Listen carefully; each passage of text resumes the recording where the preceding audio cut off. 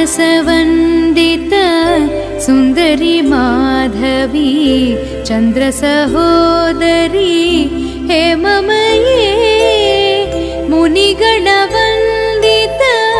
मोक्षप्रदायिनी मञ्जुलभाषिणी वेदनुते पङ्कजवासिनी देवसुपूजित सद्गुणवर्षिणी शान्तियुते जय जय हे मधुसूदन कामिनी आदिलक्ष्मी सदा पालय माम्।